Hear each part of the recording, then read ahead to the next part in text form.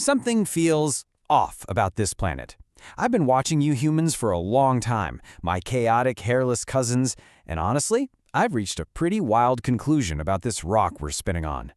Earth isn't a planet. It is a science project. And whoever handed it in, yeah, they probably got a solid C+. Seriously, when you actually look at the evidence around us, the design is just completely inconsistent. Okay, let's dive right into this. Genius design versus lazy bugs. When we look at the actual architecture of our world, there is this aggressive contrast. Don't get me wrong, some parts are absolute genius. Take photosynthesis, turning sunlight into food, brilliant. Or DNA, a 4-letter code that builds literally everything from a towering tree to, well, you. It's a masterpiece. But then you have mosquitoes.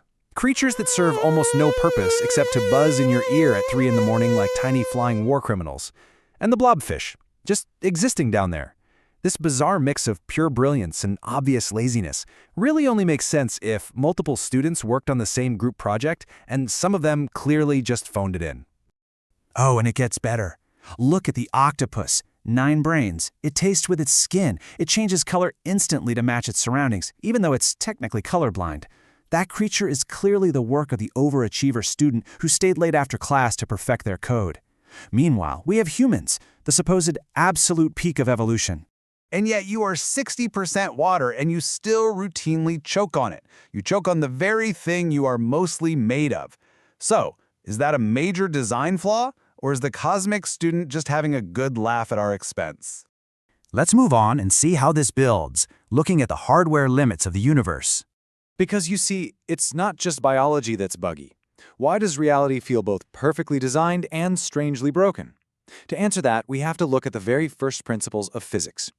When you zoom in far enough with a microscope, space itself has the smallest possible unit, the Planck length. Below that, reality literally stops being smooth. It becomes pixelated. It is exactly like zooming into a digital image until you finally see the grid, or a retro video game just glitching out. The universe literally hits a hard resolution limit. And then there's the speed of light, that magic cosmic speed limit that absolutely nothing can break. That looks suspiciously like a clock speed. It is the hard processing limit of a computer. The cosmic student who built this thing didn't give us unlimited power. They set strict processing boundaries, hit run, and then probably went to sleep. And this brilliantly illustrates the strangest part of all. Back in the 1960s, physicist Eugene Wigner wrote about the unreasonable effectiveness of mathematics in the natural sciences. Think about it. Math is a human invention, right? We made it up. Yet abstract equations developed purely as thought exercises turn out, decades later, to perfectly predict the behavior of quantum particles in black holes. Why on earth would a physical universe be perfectly described by mathematical systems? Well, maybe because at the absolute bottom of everything, reality looks less like solid ground and a whole lot more like code. Which brings us to the great cosmic silence and the Fermi paradox. If we really are code, who is running it? That introduces one of the most chilling mysteries of the cosmos. The math basically guarantees we shouldn't be alone. There are billions of stars and billions of planets that could easily support life. The universe should be absolutely teeming with intelligent civilizations. But when we look out into the void, it is completely, utterly silent. This is the Fermi paradox, and the absolute quiet of the stars is deeply unnerving. Scientists have a few theories for this silence. Some say maybe we're in a cosmic zoo. Advanced beings know we exist, but they're keeping their distance, kind of like a park ranger watching animals in a nature reserve. But others argue we're actually in a laboratory. In this scenario, the silence isn't for our protection. It's the quiet focus of a researcher who refuses to disturb their experiment. The point is, we're not alone. We are being watched. Now, what's really interesting here is the idea of a cosmic history project. Taking the laboratory idea a massive step forward, Oxford philosopher Nick Bostrom published a paper in 2003 outlining his famous trilemma. He argued that one of these 3 steps absolutely must be true. Step 1. Almost all civilizations destroy themselves before becoming highly advanced. Step 2. They survive but totally lose interest in running realistic simulations of conscious beings. Or Step 3.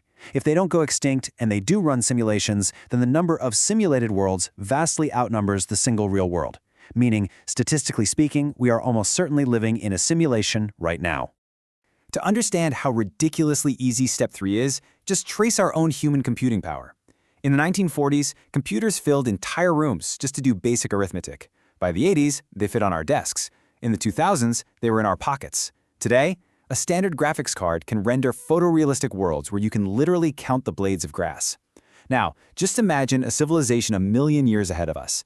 They could easily run millions of highly detailed ancestor simulations as a cheap background app on whatever their version of a smartphone is. This logic actually led to the blunt assessment from Elon Musk that the odds we are in base reality are 1 in billions. But here's the part that actually messes with my primate mind. What if we're not just some random video game? What if we are a history project? Think about it.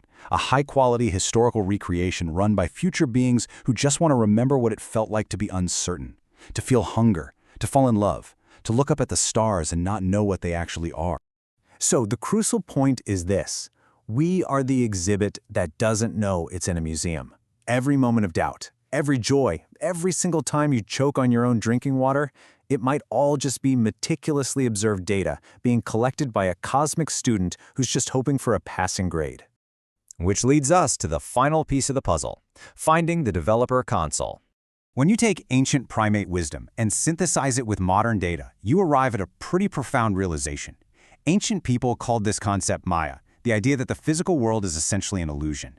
Today, modern physicists argue that the universe is fundamentally made of information. It's the exact same idea, just wearing different clothes. Gods, aliens, higher dimensional simulators, they are all just different names for the exact same concept. Something is out there, watching humanity grow up. The monkey finally noticed it was in a cage and was being watched. And for the very first time, through physics and philosophy, it has started debugging that cage. So here is the only question that actually matters right now. What happens to the science project when the subjects finally find the developer console? I'll see you in the next glitch, my fellow monkeys.